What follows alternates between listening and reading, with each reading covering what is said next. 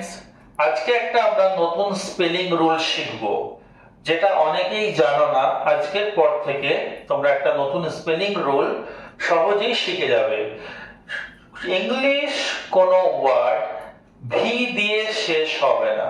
যদি কোনো ইংলিশ ওয়ার্ডের শেষে ভি উচ্চারণ আসে, তুমি ভি দিয়ে শেষ করবে না, কারণ নিয়ম হচ্ছে ইংলিশ কোনো ওয়ার্ড ভি দিয়ে শেষ হয় না।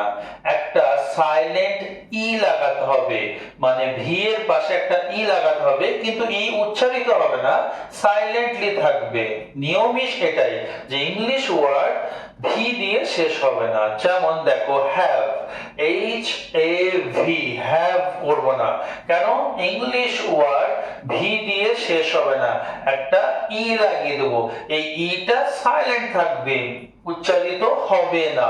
যেমন গিভ বানানে শেষে ই আছে, তার মানে এটা সঠিক আছে, আমি ইটাকে কাটবো না, মানে জি আই ভি, গিভ হবে না, কারণ ভি দিয়ে ইংলিশ ওয়ার্ড শেষ হয় না। এবার দেখা গেল এমন কোন ওয়ার্ড তুমি পেয়েছো যার শেষে ভি আছে, তাহলে জেনে নেবে সেটা ইংলিশ ওয়ার্ড নয়, কারণ ইংরেজি ভাষাতে বিভিন্ন ভাষাভাষী থেকে ওয়ার্ড এসে মিশ্রিত হয়েছে। তো রুল যদি না মানে তাহলে ভাববে সেটা ইংলিশ ওয়ার্ড নয়, খুব কম হয়তো আছে। তারপর দেখো অ্যাভাব, একটা প্রিপজিশন, তো অ্যাভাব বানানে শেষে ভি আছে, নিয়ম হচ্ছে ইংরেজি ওয়ার্ড ভি দিয়ে শেষ হয় না, তাই আমি একটা কি লাগিয়ে নেব, ই।